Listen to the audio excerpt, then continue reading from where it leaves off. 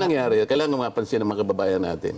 Nung ilabas ko si Gutesa, wala nang tinawag na hearing. Kahit na naka-adjourn kami, Ayun na yan. nag-hearing kami. Nag-hearing kami. Merong mga briefing ngayon sa budget. Ako, Okay. maski nakabakasyon ako, I try my best to contribute and participate in most of the briefing ng budget. Bakit biglang inihinto yung Blue Ribbon? Napaka-importante nito. Nakasalalay dito ang buwis ng bayan na talagang dinispalko lahat, talagang ninakaw lahat kung sino man ang mga hindi ko malaman kung paano ko i-describe itong mga taong ito. Kung paano nila naisip systematically nakawin ang pera ng bayan. Pagkatapos, nag-aaway-aaway kami. Samantalang ako, the only direction I wanted to take from the beginning until today, hindi nagbabago yun, I want to hit the mastermind. Yun. Ang i-ostracize and he will be discredited by why are we allowing, let's say, ourselves to be swayed into other direction? Gutesa is the most credible witness ever presented in that committee. Why? Gutesa has nothing to gain. Gutesa has everything to lose, including his life, and the safety and the security of his family. But the most important thing, Gutesa was able to connect the dots from Saldico to Martin Romualdez. Why is it that all the personages mentioned by Gutesa in his own affidavit, like a certain John Paul Estrada and Mark Texay, allegedly the ones who were receiving the money and then counting the money in the house of from the house of Saldico in Valle Verde, then to be transported in his house in BGC, and from there yung leftovers, kasi like the one he mentioned, that was December 2024. Sabi niya, ito po minimension ko special because this is pinakamalaki pong delivery namin. You imagine 46 suitcases.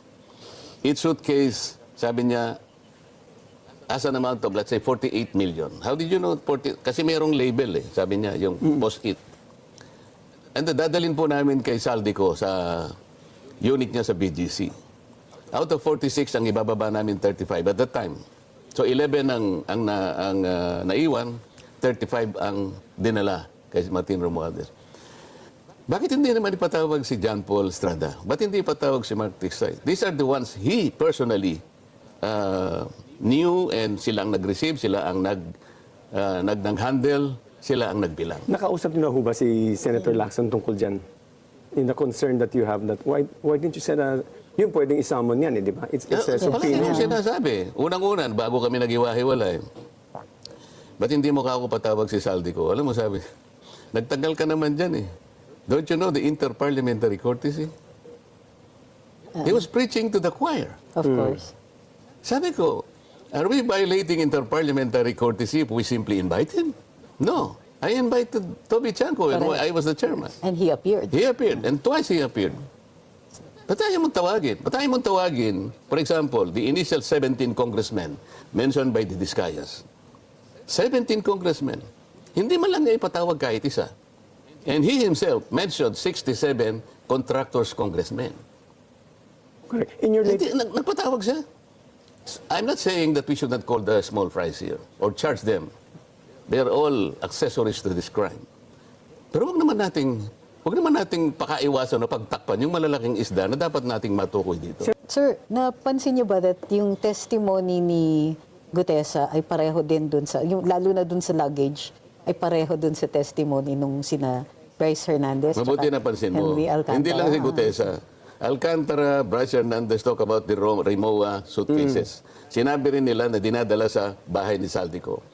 Nag-connect lahat This guy also mentioned, about, putting the money in this, ganito, dinadala sa ganito. Luggage, Bakit hindi nila ngayon maintindihan? Ba't hindi nila Same luggage po yan? Same luggage ang Mga ginagamit? ganun ang binabanggit nila. same type, Sabi ko pa, how come?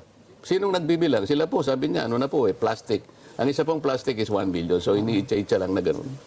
So, sir, walk us through yung testimony ni he connected, kasi may kinikwento ko yung kanina, he connected the luggage issue. Sir, yung narrative niya, bakit importante yung narrative ni Gutesa? Napaka-importante ng narrative ni Gutesa because he was the only one who connected that from Saldico to Martin Romualdez. Nobody else. Nasaan na po siya ngayon? Do you still have contact with him? Wala akong contact sa kanya personally. Ang pagkakaalam ko, kinupkup siya ng kanyang tropa, yung mga Marines. Kasi ang balita ko, merong nagtatangka sa buhay niya. At I was also informed na nahuli nila yung gustong magtangka sa buhay niya. Okay. Sir, tanong lang, natanong niyo ba kay Mr. Gutesa kung bakit, kung nag-deliver siya sa Forbes kay Speaker Martin, allegedly, nag-deliver din siya sa Aguada? Tama Sinabi po ba? niya doon sa statement niya, hindi lamang sa Pero hindi dalawang niya lugar sa in-explain. merong Natanong niyo ho ba kung bakit ho dalawang Oo, delivery places? Forbes tapos Aguada pa. hindi na kasi nakita ko yung ano niya. Dahil nagmamadali kasi ako. Ngayon, ang nangyari pa, ang balita ko, kumuha ng CCTV si Senator Lacson para makita niya na kung sino sumundo kay Gutesa. Sa CCTV po ng Senate. Eh sabi ko, ako naman, anticipating that he might come. So sabi ko doon sa staff ko, pakitingnan mo itong taong ito, baka sakaling dumating, kasi nangako siya na darating. But I'm not sure kung darating o hindi. So binigay ko yung pangalan. So na-establish nila sa CCTV, one of my staff fetched him from the guards area at pumunta sa Senate ito, di ba? Sa Senate. So, Ngayon, bali sa pintuan ng Senate. ano? Sa pintuan, Sa pintuan sa kasi pagpasok doon pa ko, lang sa guard, kasi maraming Pirma. pirmahan. You have to check in, eh. Para lang makapasok siya ng mabilis, kasi sabi ko, before 9 o'clock nandun ka na. Question is, bakit naman si Senator Lacson, kung totoo yun kung totoo na merong CCTV, ba't kinakailangan niyang kumuha ng CCTV and spy on us?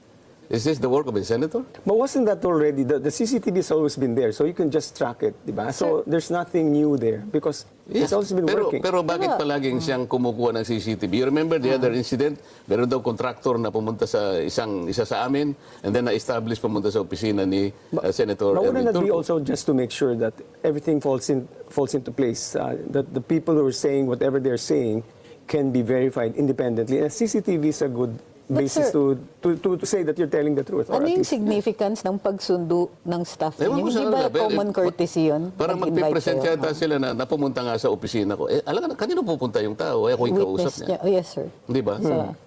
Pero so Senator Lacson is making a big deal out of this. Sabi ko nga sa'yo, somebody is creating a mountain out of a molehill.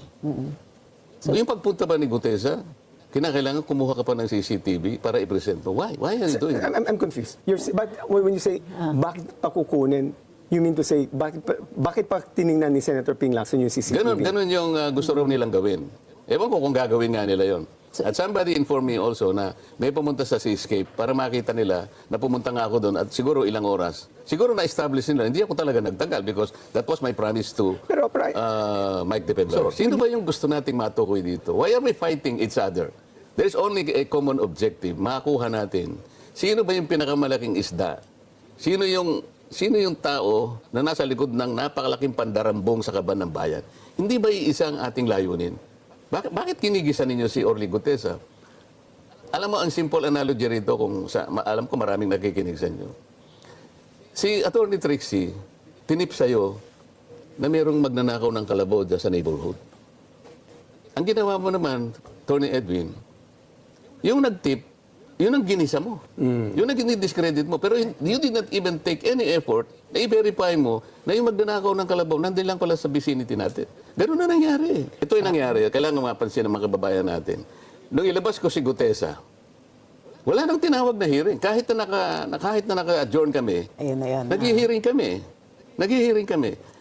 Merong mga briefing ngayon sa budget. Ako, Okay. maski nakabakasyon ako, I try my best to contribute and participate in most of the briefing ng budget. Bakit biglang inihinto yung Blue Ribbon? Napaka-importante nito.